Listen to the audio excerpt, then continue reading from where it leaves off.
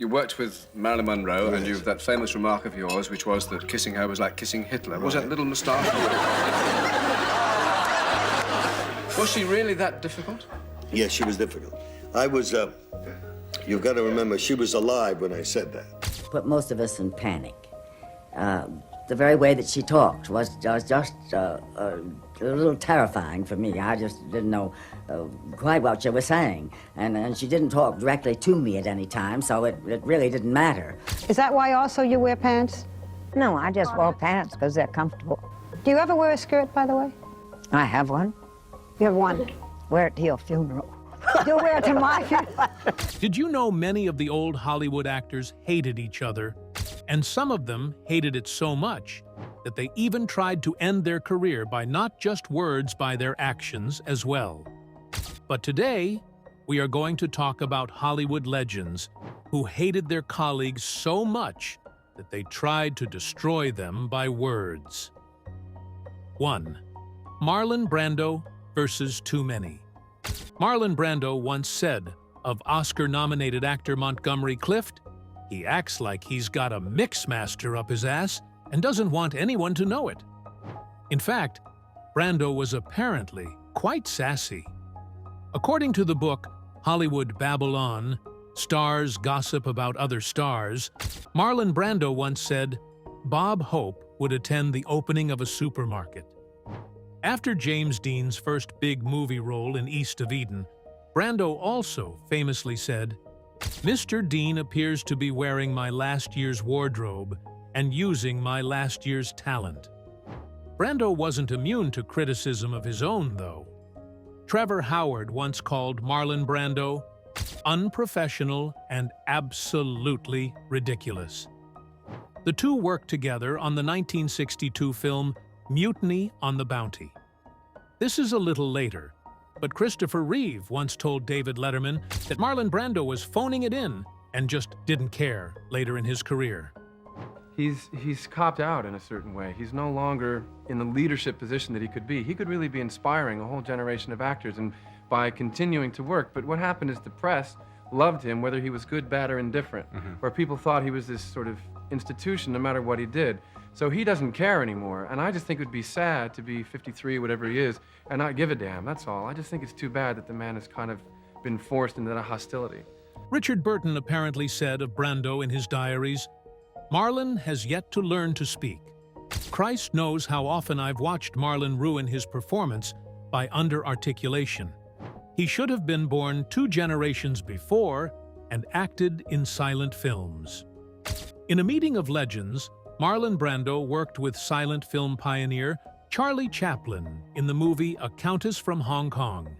Afterward, he called Chaplin probably the most sadistic man I'd ever met, and an egotistical tyrant and a penny pincher.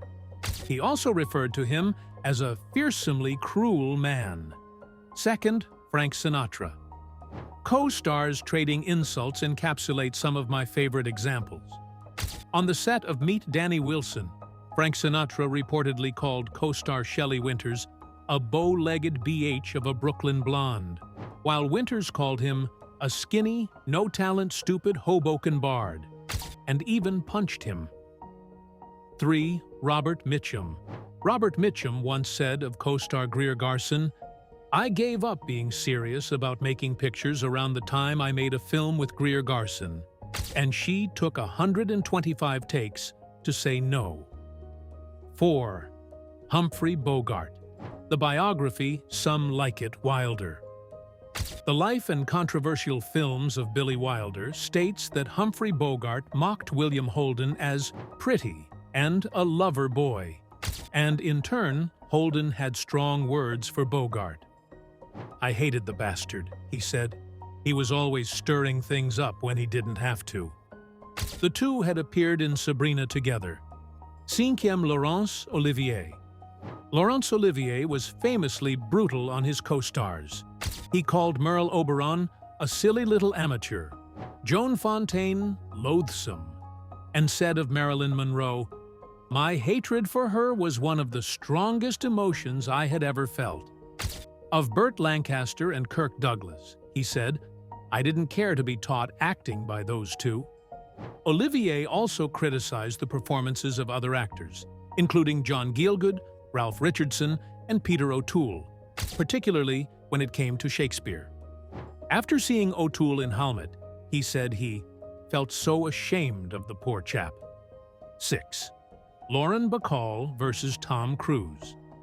This one blows my mind a bit timing-wise because Lauren Bacall is an old Hollywood star, and Tom Cruise is decidedly not. But Bacall lived long enough to get in some harsh words about Cruise. When you talk about a great actor, you're not talking about Tom Cruise, she said. His whole behavior is so shocking. It's inappropriate and vulgar and absolutely unacceptable to use your private life to sell anything commercially. But I think it's kind of a sickness. She was referring to Cruise's couch-jumping and very public relationship with Katie Holmes. Lauren Bacall in a classic Hollywood portrait, wearing a satin robe and looking slightly off-camera, with vintage curled hair, 7. Louis Brooks. Louise Brooks was worse. She called Shirley Temple a swaggering, tough little slut. And comedian Totie Fields said of Temple, "Shirley Temple had charisma as a child, but it cleared up as an adult." 8. James Caan. This isn't quite old Hollywood, but it's so casually cruel I have to include it. James Caan once called Bette Midler very stupid. He continued, "She's not a bad person, but stupid in terms of gray matter. I mean, I like her, but I like my dog, too." The two co-starred in For the Boys. 9.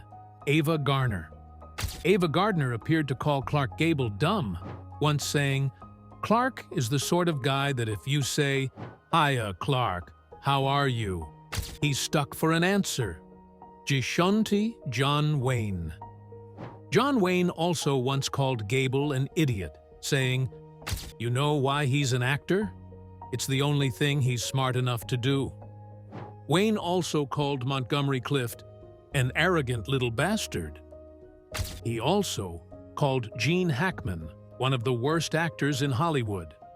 11th, Katharine Hepburn. Katharine Hepburn also lived quite a while, long enough to be interviewed by Barbara Walters.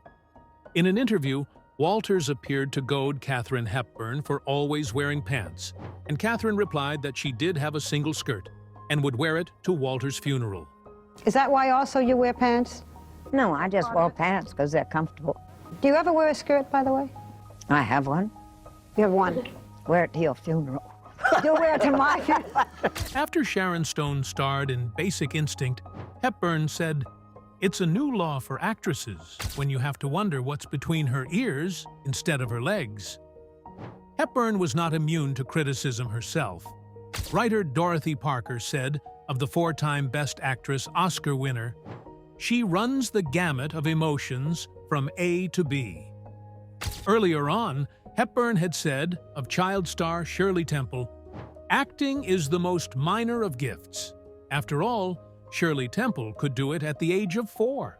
12th, Tallulah Bankhead. Tallulah Bankhead famously did not get along with Bette Davis. She once said of Davis, "There's nothing I wouldn't say to her face." Both of them. She also said of Davis, "And after all the nice things I've said about that hag, Bette Davis, when I get a hold of her, I'll tear out every hair of her mustache." 13th, Bette Davis. Bette Davis was similarly cutting in many of her public remarks on other stars. After starring Errol Flynn in The Sisters and The Private Lives of Elizabeth and Essex in the 1930s, she said of Flynn, "He was just beautiful." He himself openly said, "I don't know really anything about acting, and I admire his honesty because he's absolutely right."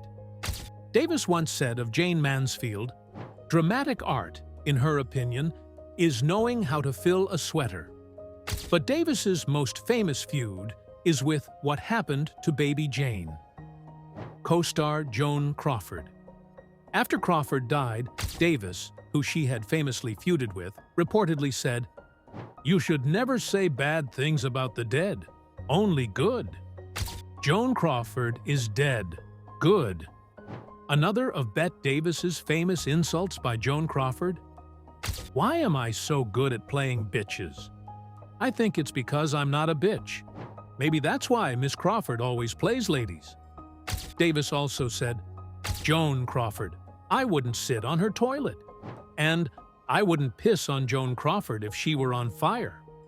Oh, and she said that Crawford had slept with every male star at MGM except Lassie, 14. Joan Crawford. Joan Crawford had her fair share of barbs for Davis, too. She once said that Davis was always partial to covering up her face in motion pictures. She called it art. Others might call it camouflage, a cover-up for the absence of any real beauty. Crawford also said of Davis, Betty will play anything so long as she thinks someone is watching. I'm a little more selective than that. On another occasion, she insulted Davis's acting. I don't hate Bette Davis, even though the press wants me to. I resent her. I don't see how she built a career out of a set of mannerisms instead of real acting ability. Take away the pop eyes, the cigarette, and those funny clipped words, and what have you got? She's phony, but I guess the public likes that. On another occasion, Crawford said, I'm the quiet one, and Betty's explosive. I have discipline, she doesn't. And she has a cult. And what the hell is a cult except a gang of rebels without a cause? I have fans. There's a big difference. Crawford's digs weren't just reserved for Davis. At the Photoplay Awards dinner, Joan Crawford told reporter Bob Thomas that Marilyn Monroe's cleavage was the most shocking display of bad taste I have ever seen. Look, there's nothing wrong with my tits, but I don't go around throwing them in people's faces. She wasn't the only one to have something negative to say about Marilyn. Otto Preminger said of Marilyn Monroe, directing her was like directing Lassie.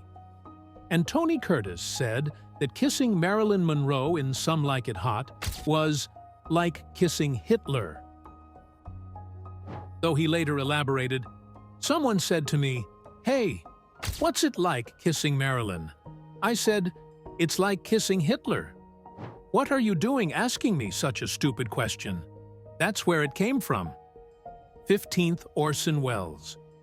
Orson Welles once said he hated Woody Allen physically, saying, I can hardly bear to talk to him.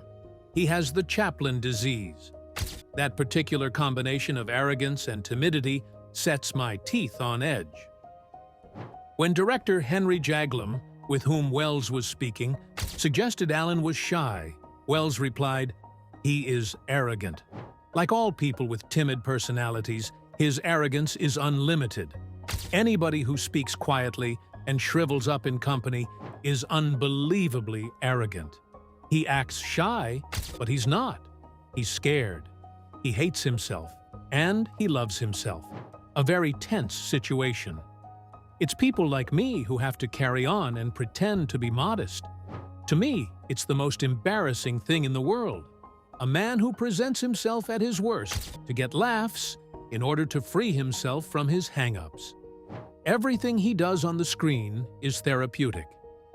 In the same conversation, Welles also said, I never could stand looking at Bette Davis, so I don't want to see her act, you see. Welles said of celebrity chef Wolfgang Puck, I don't like Wolfgang. He's a little shit. I think he's a terrible little man. He also called Norma Shearer one of the most minimally talented ladies ever to appear on the silver screen, and who looked like nothing, with one eye crossed over the other. 16. Tallulah Bankhead. Remember Tallulah Bankhead from earlier in this post? Well, after Somerset Maugham declined to cast her in his play, Bankhead reportedly said, Mr. Maugham, I have 2 words left to say to you, and the second one is off. 17. Natalie Wood. Natalie Wood apparently told her sister Lana that Elvis can sing, but he can't do much else. The two had briefly dated in the 50s. 18. Frank Sinatra. Frank Sinatra once referred to journalist Dorothy Kilgallen as the chinless wonder and compared her to a chipmunk. He also once sent her a headstone. 19th, S.J. Perelman. Screenwriter S.J. Perelman said of Groucho Marx, "The man was a major comedian, which is to say that he had the compassion of an icicle, the effrontery of a carnival shill, and the generosity of a pawnbroker." 20. John Gielgud. John Gielgud said of Swedish actor Ingrid Bergman, "Dear Ingrid, speaks 5 languages and can't act in any of them." 21st. Fanny Brice. Fanny Brice said of Esther Williams, who famously went from being a swimming star to a film star often shot in the water, "Wet, she's a star. Dry, she ain't." 22nd, Diane Cannon. Diane Cannon said to director Otto Preminger, "I don't think he could direct his nephew to the bathroom." Preminger had directed her to Such Good Friends. 23rd, Elliot Gould. Elliot Gould once called comedian Jerry Lewis a sour, ceremonial, piously chauvinistic egomaniac. 24th, writer Graham Greene. Writer Graham Greene once called early sex symbol Mae West an overfed python, and W.C. Fields called West a plumber's idea of Cleopatra. Here are a few more vintage Hollywood clashes, complete with cutting comments, behind-the-scenes rivalries, and in some cases, outright contempt. 25. Olivia de Havilland versus Joan Fontaine, the feuding sisters. Few feuds in Hollywood were as notorious, or lasted as long, as the icy relationship between sisters Olivia de Havilland and Joan Fontaine. Rumor has it, the rivalry began in childhood, but it grew more hostile when both became Oscar-winning stars. In 1942, Fontaine won Best Actress for Suspicion, and reportedly refused Olivia's congratulations. Later, when Olivia finally got her own Oscar in 1947 for To Each His Own, she snubbed Joan's attempts to congratulate her. Their public barbs were more subtle than some on this list, but the tension was legendary. Fontaine once quipped she'd be happy to have Olivia teach her how to sew, but then added dryly, "After all, so can a monkey." 26. Alfred Hitchcock's actors are cattle. Director Alfred Hitchcock earned his share of enemies among top stars thanks to his disparaging remarks about actors. He famously, or infamously, declared, "I never said all actors are cattle. What I said was all actors should be treated like cattle." Unsurprisingly, that quote didn't endear him to many leading men and women, who bristled at his notion that stars were mere props to be positioned in his cinematic chess game. 27th. Tippi Hedren vs. Alfred Hitchcock. Hitchcock's domineering style found its fiercest critic in Tippi Hedren, his discovery and the star of The Birds and Marnie.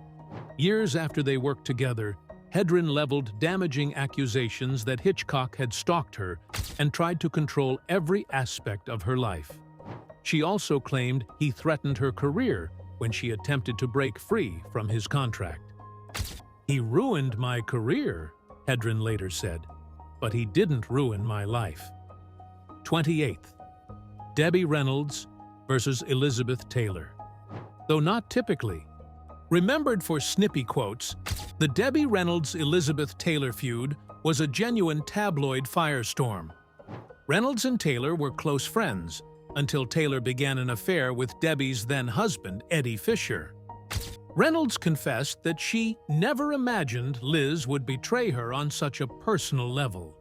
While neither star unleashed the kind of barbed insults we see elsewhere in old Hollywood, the public meltdown and the press's coverage of it made it one of the era's most scandalous personal clashes. 29th, Shelley Winters vs. Oliver Reed. Shelley Winters is already on the list for trading blows literally with Frank Sinatra, but she was also known to tangle verbally with actor Oliver Reed decades later on a talk show. Reed made a snide remark about Winters's weight and her past relationships. So Winters calmly stood up and poured a glass of whiskey over his head. She snapped something to the effect of, "You're a lousy drunk and an even worse actor," before storming off. Not exactly the kind of old Hollywood grace we'd expect, but definitely memorable. 30th. Ethel Merman versus Mary Martin. Though both were more Broadway queens than old Hollywood starlets, Ethel Merman and Mary Martin occasionally ventured onto the silver screen and locked horns behind the scenes. Merman was known for a huge voice and an even bigger ego, while Martin was famed for her genial persona. However, Merman once cracked, "If Mary Martin is Peter Pan, I must be Captain Hook," mocking Martin's iconic role. Mary, for her part, quipped that Merman had the soul of a steam whistle. 31. John Barrymore's quip about Lionel Barrymore. The Barrymores were a famed theatrical dynasty, but they weren't immune to barbs within their own family. After John Barrymore reportedly read some of Lionel Barrymore's more self-important interviews, he sighed to a friend, "You can't blame the lion for roaring, but God help the audience that must endure him." Even sibling rivalries in old Hollywood could be vicious. 32nd. Marlene Dietrich versus Greta Garbo. They were two of the biggest screen icons in the early 1930s, and reportedly absolute arch-rivals. Though the specifics are muddied by time, Dietrich is rumored to have once dismissed Garbo as that Nordic iceberg and a piece of Swedish wood. Garbo, for her part, avoided discussing Dietrich publicly, but allegedly said in private that Dietrich was a cabaret singer masquerading as a movie star. Their mutual disdain is the stuff of legend, though neither star publicly unleashed the full arsenal of insults we see from others on this list. 33rd. Olivia de Havilland versus Bette Davis. They co-starred in This Our Life, 1942, and famously in Hush, Sweet Charlotte, 1964, but behind the scenes, Bette Davis's acid tongue sometimes caught Olivia de Havilland in the crossfire. Though they generally respected each other, Olivia, already prickly from her feud with Joan Fontaine, allegedly had heated words with Davis about everything from script changes to close-ups. Davis once snapped, "Blame the Havilland girl. She learned her manners in finishing school and forgot them in Hollywood." 34th. Errol Flynn's quip on Basil Rathbone. Swashbuckling star Errol Flynn maintained a facade of carefree charm, but he could be cutting in private. While filming The Adventures of Robin Hood, 1938, Flynn allegedly muttered that Basil Rathbone, famed for playing suave villains, was a pompous twit with a sword, referencing Rathbone's classical training as a fencer and stage actor. Rathbone, never shy, shot back that Flynn was playing with swords when he should be learning his lines. Finally, this one is more playful. While presenting an award at the 51st Oscars in 1979, Shirley MacLaine publicly called out her brother, Warren Beatty, who famously had a ton of relationships as a young star. Warren, Warren, Warren. Just imagine what you could accomplish if you tried celibacy. My talented, sweet, adorable, intelligent, mobilizing, sexy brother. Warren, Warren, Warren. Just imagine what you could accomplish if you tried celibacy. What's your favorite celeb jab or insult?